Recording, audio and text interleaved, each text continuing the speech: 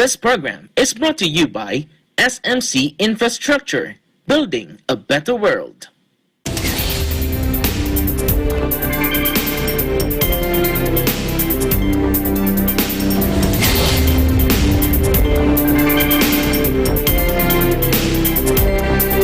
Hello, I'm Alma Angeles. We're moving to the next stage of the pandemic, and as the world resets to the new normal, we find ourselves seeking the right balance between health and livelihood, constantly adjusting the boundaries between liberty and responsibility. On tonight's headlines. Tropical Storm Sally downs trees, floods streets and homes, and knocks out power, reportedly killing one person as it pounds the U.S. southeast with torrential rain. California faces more devastation from wildfires that have ravaged the West Coast, according to authorities warning that with strong winds and dry heat expected to whip up flames from dozens of blazes raging across the state. In technology, Sony's eagerly awaited PlayStation 5 will launch in November, setting up a holiday season battle with rival console Xbox Series 10 as the gaming industry thrives during the pandemic. And the Van Gogh Alive exhibit is previewed to media ahead of its opening on Friday in Sydney after an outbreak of coronavirus in Melbourne forced organizers to relocate it.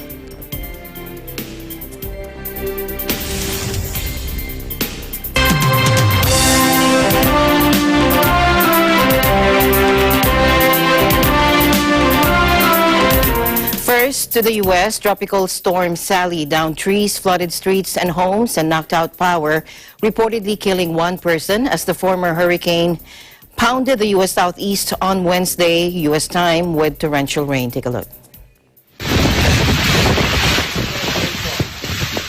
Sally made landfall overnight near Gulf Shores, Alabama, along the border with Florida as a Category 2 hurricane. Slow-moving Sally, which was subsequently downgraded to a tropical storm, then lingered over parts of southern Alabama and the Florida Panhandle, where it caused severe flooding with copious amounts of rain, according to the National Hurricane Center. U.S. media reported one fatality in the coastal town of Orange Beach, Alabama, but Mayor Tony Kennon said he had no further details, according to the news site Al.com. Some of the worst reported flooding occurred some 30 miles east in the city of Pensacola, Florida, which has a population of around 52,000. Downtown streets resembled lakes with cars submerged to the tops of their wheels and wind gusts whipping up whitecaps on the water. The NHC said Sally hit Gulf Shores about 35 miles west of Pensacola with winds of up to 105 miles per hour. Alabama Governor Kay Ivey, who declared a state of emergency Monday ahead of the storm's arrival, warned residents that it may take time to recover. Governor Ron DeSantis as well had declared a state of emergency for counties in Florida's northwest. The state activated hundreds of National Guards and rescue teams even before the storm hit. Now, there have been so many tropical storms in the Atlantic this year that the UN's World Meteorological Organization, which names the tempests, is about to run out of names for only the second time in history. Yes, good morning, everybody. We're running out of hurricane names. The 2020 Atlantic hurricane season has been so active that it's expected to exhaust the regular list of hurricane names. If this happens, and it's very close to happening, the Greek alphabet will be used. It's only the second time on record that we've had to resort to the Greek alphabet. So once that happens and we exhaust the last name on the list, which is Wilfred, we then have to switch to the Greek alphabet. And so you will start to see names such as Alpha, Beta, Gamma, Delta, Epsilon, Zeta, etc.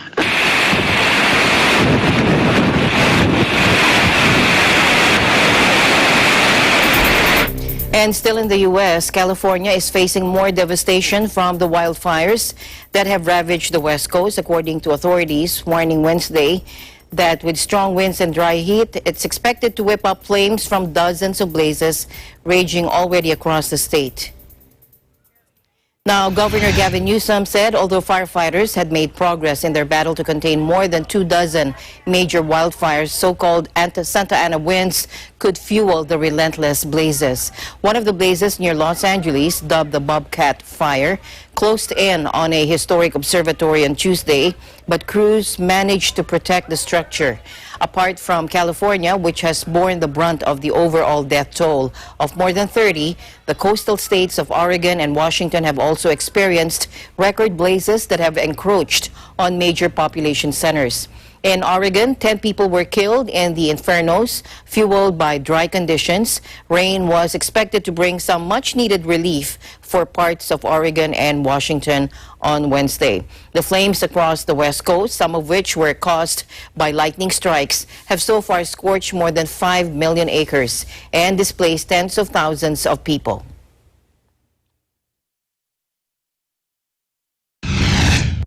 Thought I'd start with this template of understanding. This is a chart that goes back to 1980. You look over a 40-year period, you're seeing the average temperatures between June and September here in the state of California increase from roughly 71 degrees to about 74 degrees. While that may not seem significant, 3 degrees, it is profoundly impactful. Average temperatures in the state of California during these summer months increasing over the last number of decades. This is a direct cause and effect to the experience that we're currently having, this climate-induced, human activity-induced, climate-induced wildfire season.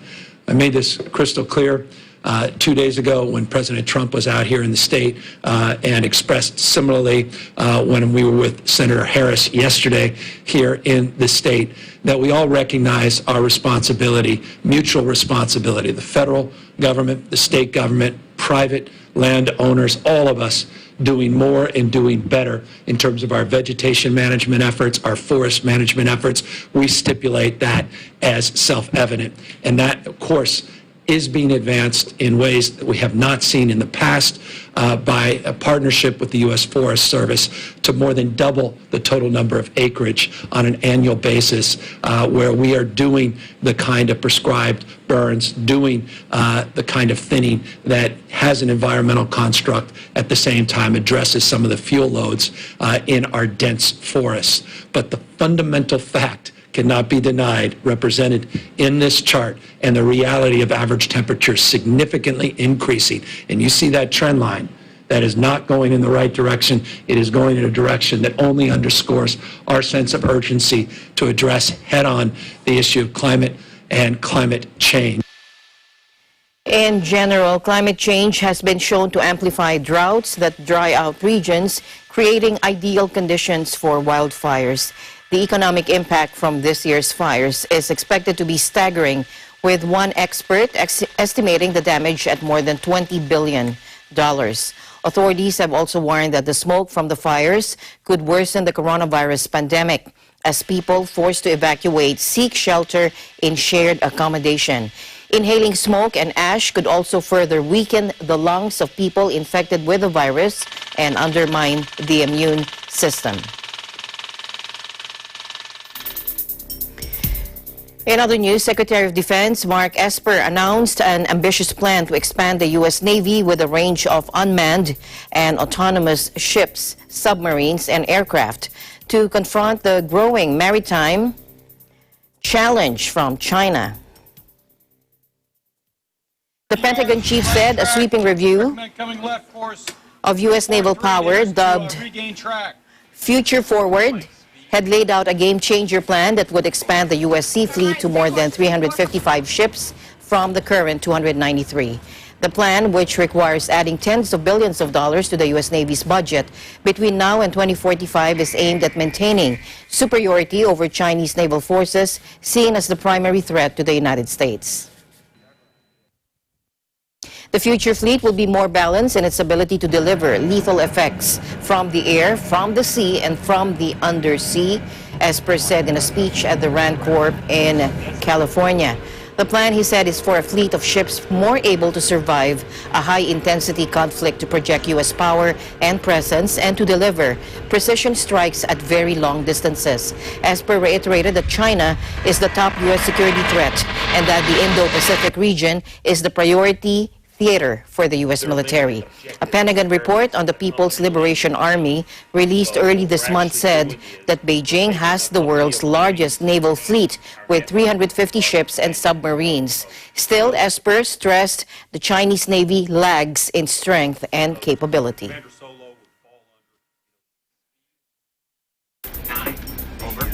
Turn right, steer course 3. Former California Governor Arnold Schwarzenegger said the coronavirus crisis was a tremendous opportunity to rebuild devastated economies with clean energy. Speaking virtually at a climate summit that his nonprofit organization holds annually in Austria, the Hollywood star said the pandemic, which has killed almost 1 million people and caused massive economic downturns worldwide, was a window of opportunity to act right now. Forward-looking decisions are needed right now. Right now, as trillions of dollars and trillions of euros are being poured into rebuilding economies and infrastructure in the wake of the coronavirus. These funds are so massive, they are capable of remaking societies. Among other speakers at the Austrian World Summit, which was launched 4 years ago, were Austrian, Slovakian, and Croatian leaders, as well as European Commission Vice President Frans Timmermans and other international public figures. EU Chief Ursula von der Leyen vowed on Wednesday in her first annual State of the European Union address that Europe would lead the global search for a coronavirus vaccine while rebuilding its shattered economy with a green recovery plan. A top U.S. diplomat arrived in Taiwan on Thursday, the highest-ranking State Department official to visit in 40 years, in a further sign of Washington's willingness to defy China and its campaign to isolate the self-ruled island. Keith Krach, the Undersecretary of State for Economic Growth, Energy, and the Environment, was headed to Taipei to attend a memorial service for late President Lee Teng-hui on Saturday, according to the U.S. State Department. The trip, the second high-ranking U.S. visit in as many months, sparked an immediate rebuke from China.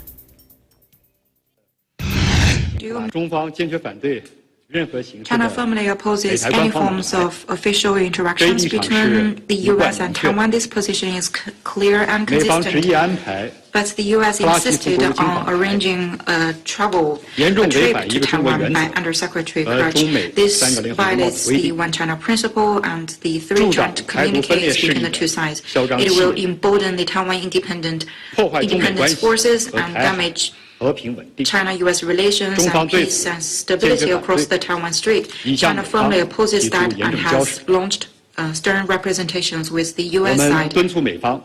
We urge the U.S. side to fully recognize the high sensitivity of the Taiwan question, stick to the One China principle and the 3 joint communiques. Immediately stop any official exchanges with Taiwan or trying to upgrade their interactions, and properly and cautiously deal with Taiwan-related issues. China will make necessary response in the light of the development of this situation. Taiwan's foreign ministry said Krach, accompanied by Assistant Secretary Robert Destro, would also discuss how to strengthen bilateral economic cooperation during his 3-day visit. Beijing discourages any official exchanges with Taiwan, but in recent months, Washington has dramatically increased its outreach. Last month, U.S. Cabinet member and Health Chief Alex Azar visited to highlight Taiwan's widely praised efforts to stop COVID-19. And in recent weeks, Taiwan has reported a sharp increase in incursions by Chinese jets into its air defense identification zone. On Thursday, Taiwan's defense ministry said 2 Chinese anti-submarine planes crossed the boundary a day earlier and were warned to leave.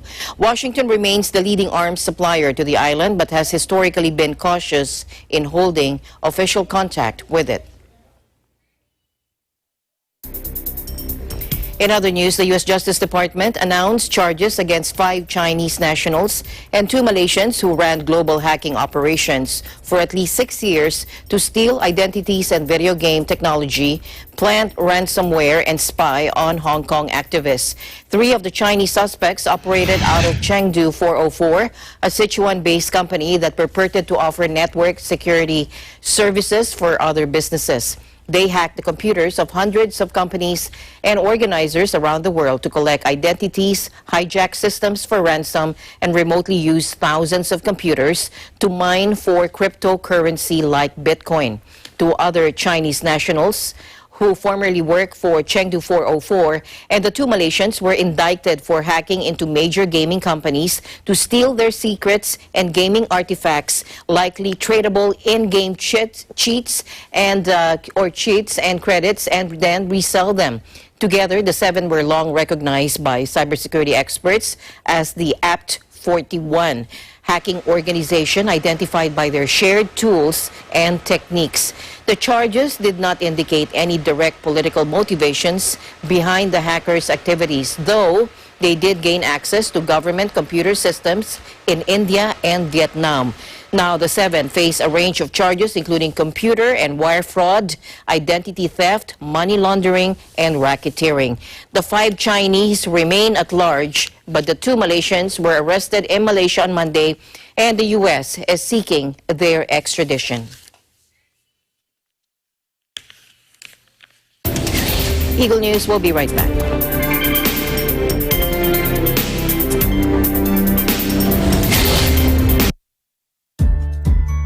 The Metro Rail Transit 7, or MRT-7, is a planned rail and road project from North Avenue, Quezon City to San Jose del Monte, Bulacan, with 14 stations, which can service 650,000 passengers daily. And very soon, the construction of the new Manila International Airport in Bulacan, Bulacan is expected to accommodate 100 million passengers annually and promises to be another significant contribution to progress in the Philippines.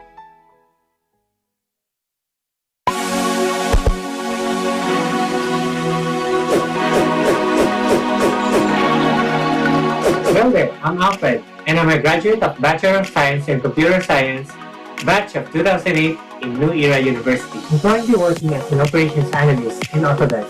Hi, I'm Earl Escanio, and I graduated with Bachelor of Science major in Computer Science in 2010. I am a consultant at Trinity Consulting, LLC. Hi, I'm Ivy Macapagal, Bachelor's of Computer Science graduate, year 2010. I'm currently working as a cybersecurity analyst in one of the largest telco here in New Zealand, Coast Park, NZ. I'm Joffrey David Riego, a BS Computer Science graduate here in 2015. As a legal analyst, I am tasked with U.S. cases, specifically civil torts cases. I am Melanie Rico Hermosity, a Bachelor of Science in Computer Science graduate, year 2006. I'm currently a software quality assurance engineer at FBI Systems here in Maryland, United States. I'm Renzo Cruz. I'm a graduate of BS Computer Science, year 2012. I'm currently working abroad, and I'm working as a senior cybersecurity consultant who specializes in digital forensics and incident response. And I am part of a national security in one of the countries here in the Middle East. I am inviting everyone to study at New Era University to legit, true grit. Be brilliant in the new era. Study now at New Era University. Excellence, Discipline, Service to humanity.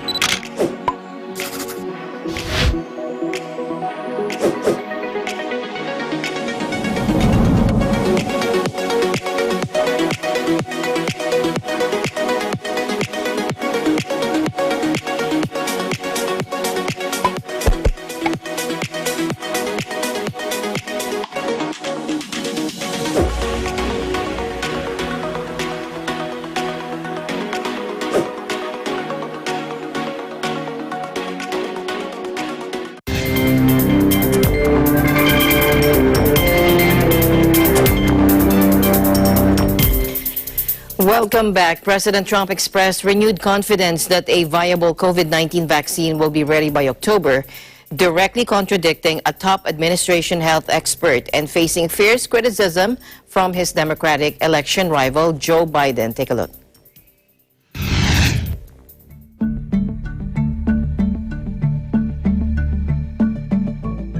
I think he made a mistake when he said that. It's just incorrect information. And I called him, and he didn't tell me that, and I think he got the message maybe confused. Maybe it was stated incorrectly. No, we're ready to go immediately as the vaccine is announced, and it could be announced in October. As we continue to be challenged by this pandemic. Cadillac said, I think there will be vaccine that initially be available sometime between November and December, but very limited supply and will have to be prioritized. If you're asking me when is it going to be generally available to the American public so we can begin to take advantage of vaccine to get back to our regular life, I think we're probably looking at late second quarter, third quarter, 2021. Back to deliver and distribute the vaccine in a very, very safe and effective manner. We think we can start sometime in October. So as soon as it is announced, we'll be able to start. That'll be from mid-October on. And as you know, we're very close to that. We'll be able to distribute at least 100 million vaccine doses by the end of 2020. And thank you very much, everybody. Thank you. Thank you very much.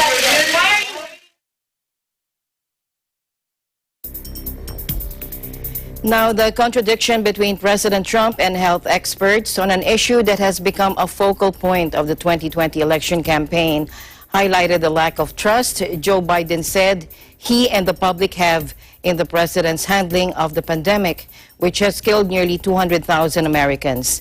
The Democratic nominee, speaking after receiving a briefing by public health experts, said he supported a rapid COVID-19 vaccine to help American life return to normal.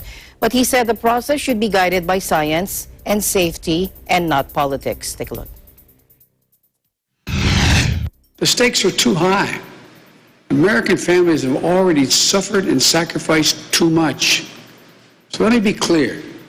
I trust vaccines, I trust scientists, but I don't trust Donald Trump. And at this moment, the American people can't either.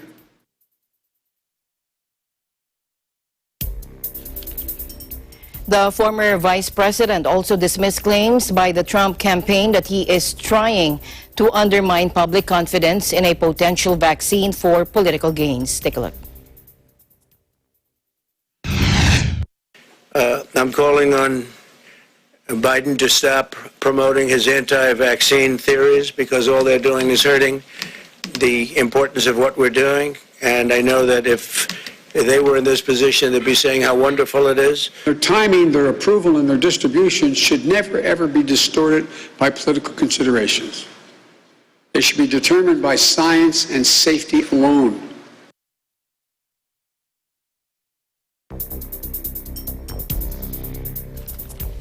Japan's new Prime Minister Yoshihide Suga pledged to keep the coronavirus infections under control and kickstart an economy in recession as Shinzo Abe left office after a record-breaking tenure.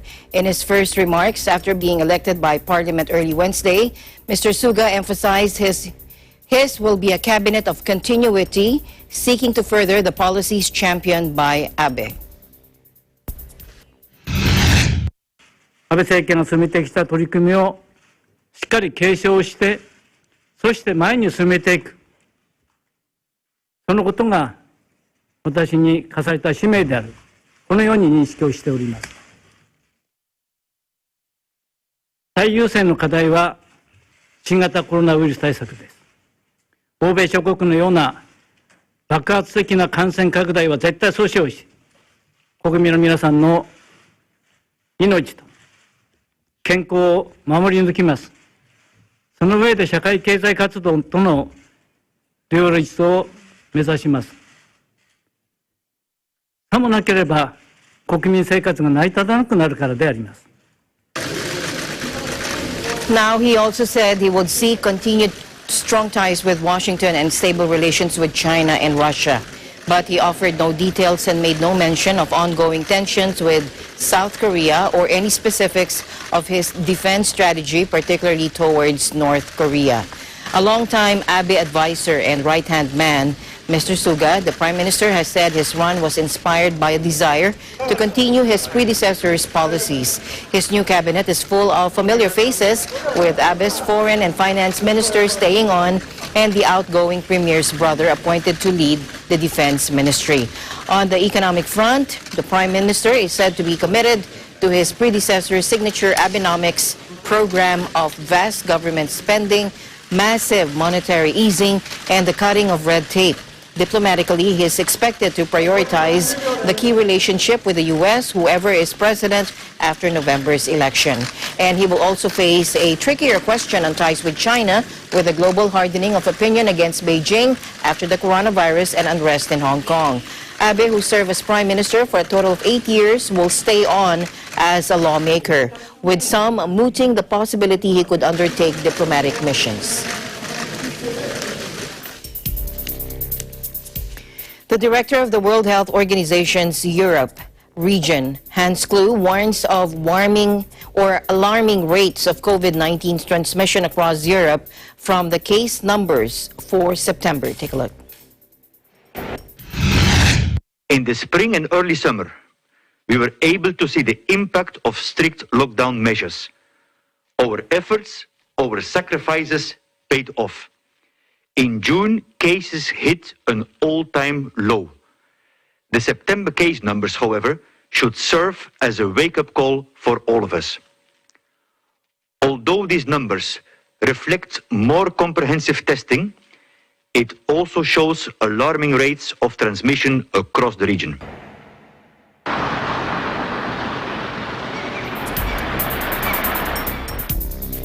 Now, the health body also said it would not change its guidance, calling for a 14-day quarantine period for anyone exposed to the coronavirus. Again, let's listen in. Uncertainty. We do have a very serious situation unfolding before us. Weekly cases have now exceeded those reported when the pandemic first peaked in Europe in March. Last week, the region's weekly tally exceeded 300,000 patients. More than half of European countries have reported a greater than 10% increase in cases in the past 2 weeks. Where the pandemic goes from here is in our hands. We have fought it back before, and we can fight it back again. The 14 days quarantine period is a conservative estimate of the infectious period, which, despite some remaining uncertainty, covers 3 to 5 days before and 5 days after the symptoms. Knowing the immense individual and societal impact, even a slight reduction in the length of quarantine can have, and giving the figures I have just mentioned, I encourage countries of the region to make scientific due process with their experts and explore safe reduction options. The concept of quarantine must be protected, continuously adapted, clarified and well communicated without any ambiguity to the people.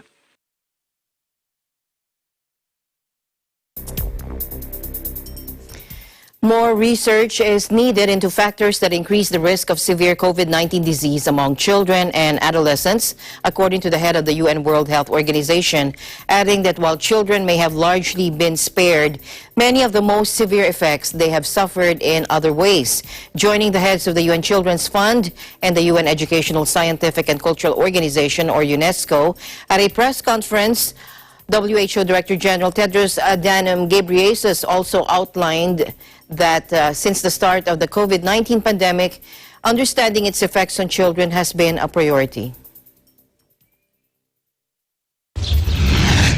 Today, almost 9 months since the coronavirus outbreak started, 872 million students, or half the world's student population, in 51 countries are still unable to head back to their classrooms.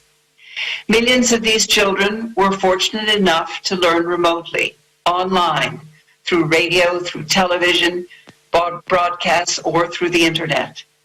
However, UNICEF data shows that for at least 463 million children whose schools closed during COVID-19, there was no such thing as remote learning. At least 1/3 of the world's school children were unable to access remote learning when COVID-19 shuttered their schools, including because of lack of internet access, computers, or mobile devices. The sheer number of children whose education was completely disrupted for months on end is nothing short of a global education emergency. Given the devastating consequences on children, youth, and our societies as a whole, the decision to close schools should be a last resort, temporary, and only at a local level in areas with intense transmission. During school closures, continuity of education should be guaranteed through distance learning.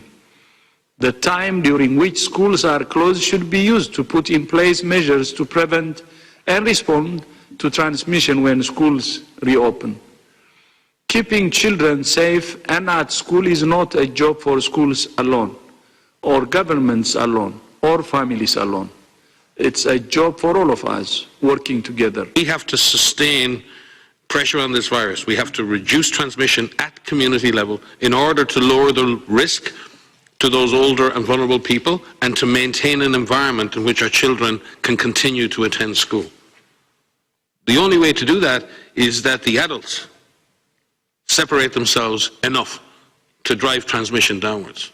So what is more important, are children back at school or the nightclubs and the bars open? And I think these are decisions that we have to make in coming into the winter months. These are trade-offs. There are no easy answers, and it would be very easy to sit here with Dr. Tedros and say you can do this and this and this and this. Unfortunately, sometimes when you do this, you can't do the other thing. You have to make those decisions. So I do think there's a time for decision-making coming as the season grows into the winter months for many, many countries. And there are no correct answers, and I think the risk management approach is the only way to go. Henrietta Fore, UNICEF Executive Director, called on governments to prioritize reopening schools when restrictions are lifted and to focus on all the things that children need: learning, protection, and physical and mental health, and ensure the best interest of every child is put first.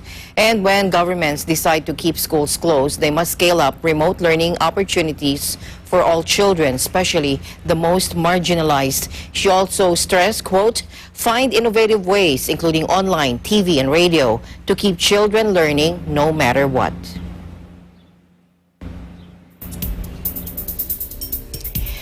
In the Philippines, Department of Transportation Secretary Arthur Tugade has suspended the implementation of the reduced 0.75-meter physical distancing among passengers while waiting for the decision of President Duterte on the matter.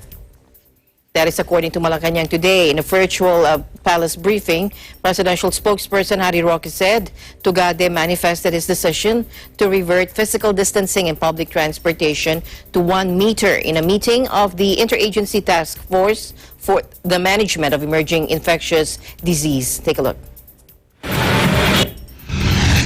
Sinabi po ni DOTR Secretary Tugade na samantalang isususpindi po yung implementasyon ng 0.75 na distancing sa pampublikong mga transportasyon at ibabalik po ito sa 1 meter. Ulitin ko po, kakaanunsyo lang po ni Secretary Tugade sa nagaganap na IATF meeting na balik 1 meter distancing muna po tayo sa pampublikong transportasyon habang wala pa pong desisyon ang Presidente kung ito nga po ay po pwedeng maibaba sa 0.75. On Monday, the government started implementing the directive to decrease physical distancing inside public utility vehicles to 0.75 meters from 1 meter. The distancing would then be reduced to 0.5 meters, approximately 1.8 feet on September 28 and 0.3 meters starting October 12. Now, medical experts opposed the move, warning that it could lead to an increase in coronavirus disease infections. Department of Health Secretary Francisco Duque III and Interior Secretary Eduardo Año said they prefer a 1-meter distance between passengers to contain the spread of the COVID-19. The Solomon Islands said it will repatriate hundreds of students stranded in the Philippines despite fears their return will torpedo the Pacific nation's rare coronavirus-free status. More than 400 students have been stuck, with many complaining of difficult conditions since the island nation closed its borders in March. Now, their return has become a headache for officials in one of the few COVID-free countries in the world. Prime Minister Manasseh Sogavare said all students, including 12 who have tested positive for the virus, would be repatriated, and that officials were working with the Red Cross. Flights from Manila to Oneara are planned on September 27 and 29. A third on October 24 will carry students who tested positive after they recover and undergo quarantine. Students in Manila blame the positive tests on the government's failure to bring them home. That the Prime Minister said delays were caused by lockdowns in the Philippines and paperwork, including missing passports and expired visas. Philippines Red Cross Chairman and CEO Richard Gordon told AFP his organization was providing welfare services to the 12 students who tested positive. Gordon also said these include psychosocial support to the students and their dependents, provision of quarantine kits composed of masks, vitamins, and disinfecting supplies and materials, and provision of food packs. All students will need to test negative for the virus at least 3 times before they are allowed to travel to the Solomons. New Zealand Prime Minister Jacinda Ardern defended her record after data showed the country has plunged into recession for the first time in a decade. Finance Minister Grant Robertson said it could have been much worse, with budget papers in May predicting a 23.5 quarterly decline and Treasury forecasting a 16% drop just this week. Take a look. Yeah, my question would be, what's your measure of success? In a global pandemic, what do we measure success on? Success for me is saving people's lives, supporting and saving people's businesses, and coming out the other side faster and quicker and with more activity out the other side. And that is what we're seeing in New Zealand. Look, I back our results. I back the fact that we are, because of our response of going hard and going early, in a position now where we have people back on the job, we're growing apprentices, and we have a huge pipeline of infrastructure coming on stream. I back our approach and our plan because it has worked. And time goes on. I think one of the key questions here, it's not just about what's happened over that June quarter in terms of the effect of lockdown. It's actually about the rebound. And I back New Zealand's rebound. I think we're already seeing that we were able to open up a lot more quickly. We're seeing activity picking up. Even with some of the more recent restrictions, we've seen a return to activity. Whereas, compared to Australia, we are in a much better position. There is no way that any political party could claim that there would not have been a recession in New Zealand during this period of time. This is a 1 in 100 year global economic shock. The number sits alongside similar numbers in Canada and the EU and so on. We have a particular profile in our economy where some of the exposed sectors like tourism are more affected, and we went harder and we went early. And as the Prime Minister says, it's about the rebound, and we've already seen that in New Zealand. It's critical. New Zealand plunged into recession for the first time in a decade as data confirmed a record-breaking economic collapse. The 12.2% contraction in April to June was by far the biggest, or the largest, since records began, according to National Data Agency Stats NZ, with the country put into a strict lockdown for almost 2 months and the country's borders closed. The center-left leader, who will go to the polls re-election on October 17, also pointed out that New Zealand had recorded just 25 COVID-19 deaths out of a population of 5 million. She also said the economic pain of lockdown in the June quarter would be followed by a rebound in July to September when virus-related restrictions were eased significantly. Ardern retains a strong lead in opinion polls and is expected to retain office despite the ugly pre-election economic figures. Meanwhile, the local government of Madrid, the region of Spain hit hardest by the pandemic, backtracked on its plans to introduce targeted lockdowns in areas with high numbers of coronavirus cases. The region's deputy health chief, Antonio Zapatero, announced on Wednesday that the local health department was planning to confine people in areas with the highest incidence of the virus, without naming which neighborhoods would be affected. The announcement has caused concern among residents of the densely populated area, low-income neighborhoods in the south of Madrid, which have a high rate of infections. But on Thursday, the Justice Minister in the Madrid regional government, Enrique Lopez, said the word confinement generates anxiety. And he stressed that the government planned only to reduce mobility and contacts in areas with a high rate of infections, but would not lock them down. A source at the Madrid Health Department said that a press conference would likely be held on Friday to outline the new measures, which would take effect on Saturday or Monday, depending on how early they could legally be implemented. Spain has over 600,000 confirmed cases of the virus and 30,000 deaths from the respiratory disease, one of the world's highest tolls. The Madrid region accounts for around 1/3 of the country's active COVID-19 cases. The British government on Thursday announced new restrictions for northeast England, the latest region to see a surge in coronavirus cases, as Prime Minister Boris Johnson warned of a second hump in nationwide transmission. Now, residents in the northeast, which includes the cities of Newcastle and Sunderland, will no longer be allowed to socialize outside their own homes or support bubble from Friday onwards. Food and drink venues will be restricted to table service only, while pubs and bars must close early by 10 p.m. under the new measures announced in Parliament by Health Secretary Matt Hancock. Britain has been the worst-hit country in Europe from the pandemic, with the government registering nearly 42,000 deaths. The Office of the National Statistics, which uses broader criteria for counting COVID-19 fatalities, has said closer to 58,000 Britons have died from the virus.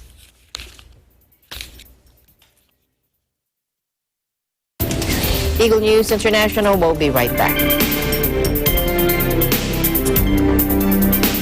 Do you want to earn a degree while you work? New Era University now offers Expanded Tertiary Education Equivalency and Accreditation Program, or ETIAP.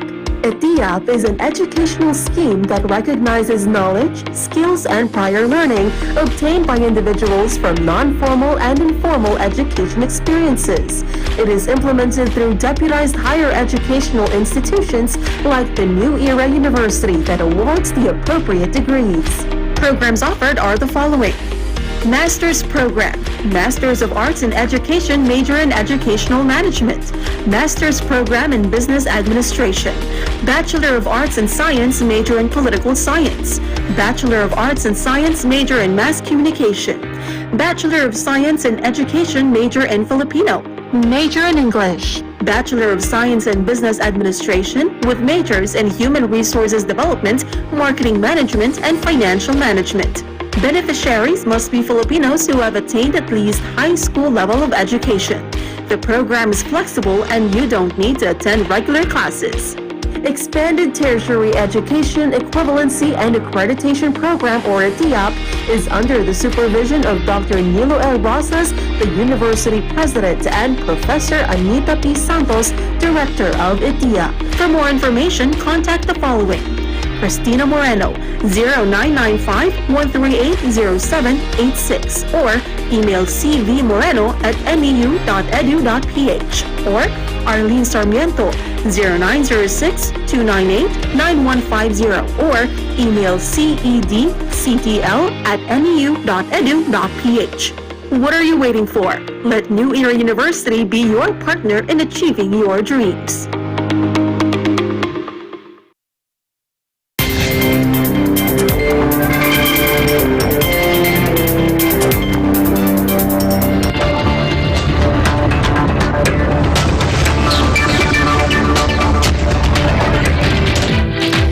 Armed with a new interest rate strategy, the Federal Reserve will seek to reassure the U.S. economy rattled by the coronavirus downturn as it wraps up its policy meeting.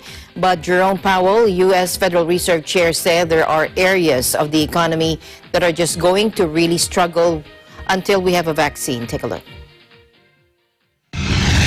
I think the more social distancing we can preserve as we go back into the workforce, wearing masks, keeping our distance, that kind of thing, the better we'll be able to get economic activity back up close to where it was.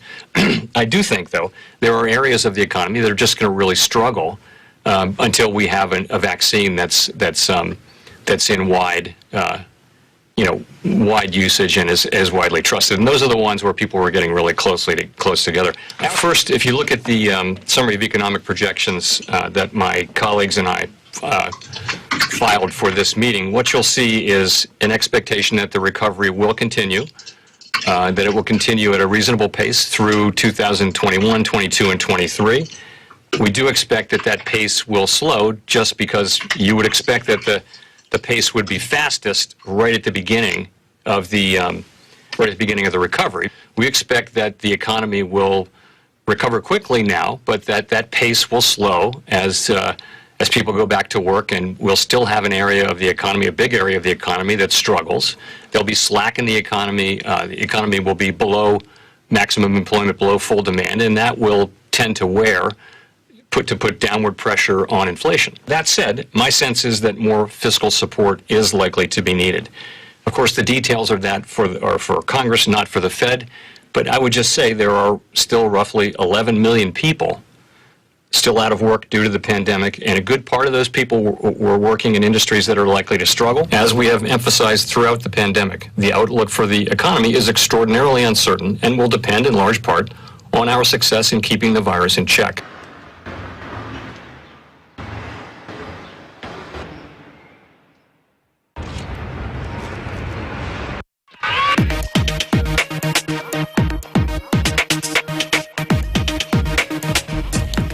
Sony's eagerly awaited PlayStation 5 will launch in November, setting up a holiday season battle with rival console Xbox Series X as the gaming industry thrives during the pandemic. Take a look.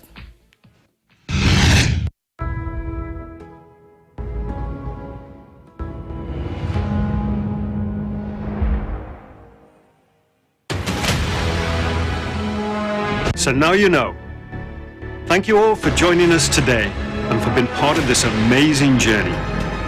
It's your passion as fans of gaming that drives us to deliver a truly new generation of experiences on PS5. From everyone at PlayStation, we appreciate your continued support, and we look forward to you getting your hands on PS5 very soon.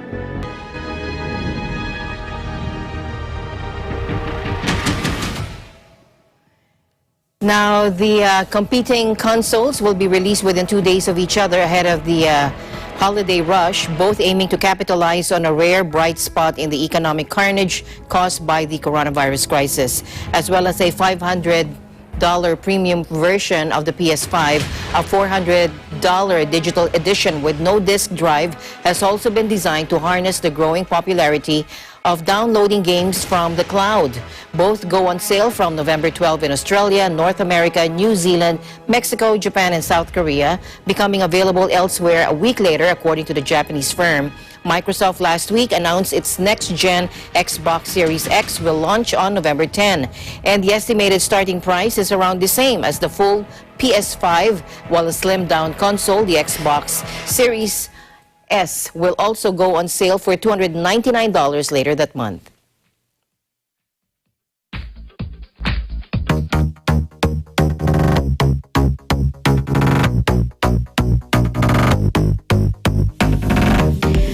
The The Van Gogh Alive exhibit is previewed to media ahead of its opening on Friday in Sydney after an outbreak of coronavirus in Melbourne forced organizers to relocate it. Take a look. Where sector and our business pretty much died overnight and we really had nothing to work on. So I was looking at other opportunities to really utilise the skills in my team, and I was looking at different events that we could put on, because from what I was hearing around the place, that was pretty much no one was planning anything, and it was going to be that way for some time. So I thought, well, if I could find an experience or an event that was COVID safe and actually helped people to reconnect with art and rediscover joy. So I really did want to bring everyone back to work. I wanted to get my team back to work. I also wanted to engage a lot of the casual workers that were let down. So this experience has created hundreds of jobs. It's saved a lot of businesses that were really, really struggling, and it's brought life back to this particular precinct where we have 1,000 people plus every day coming in now. The restaurants are starting to buzz, even with the crew.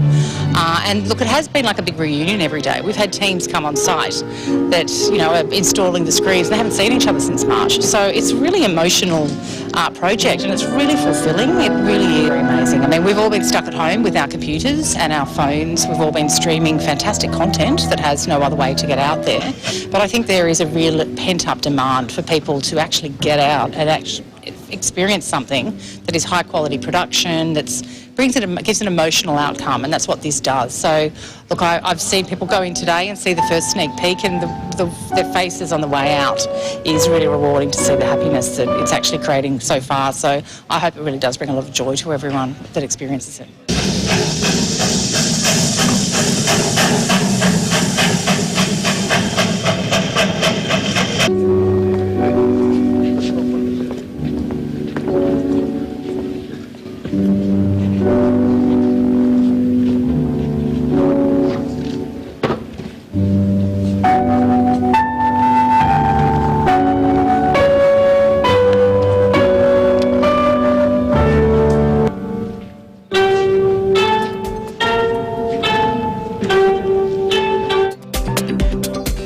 The Symphony project offers spectators a chance to experience classical music as one of the musicians in the orchestra and travel through the interior of the instruments. The virtual reality project will last 10 years and take in around 100 towns and cities in Spain and Portugal. Again, let's take a look.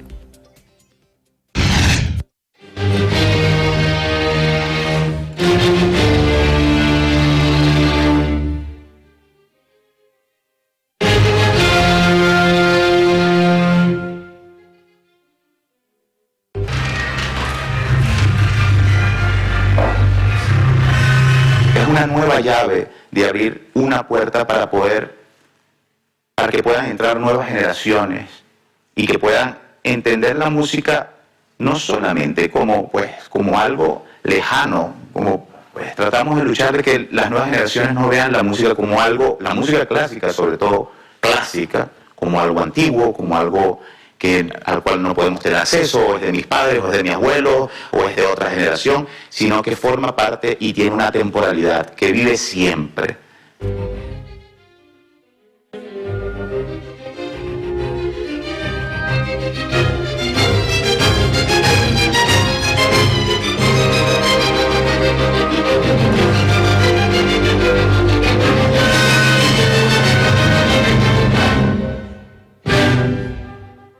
Si era importante en los momentos de normalidad, ahora cobra mucha más importancia porque es un elemento de inspiración y necesitamos pues elementos de encuentro y de inspiración.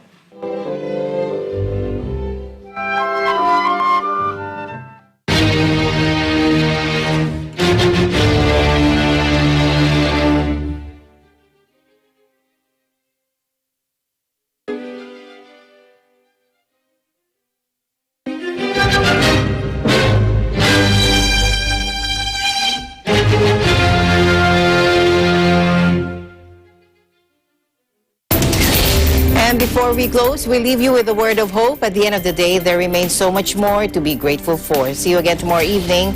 Good night, I'm Alma Angeles. We live in interesting times.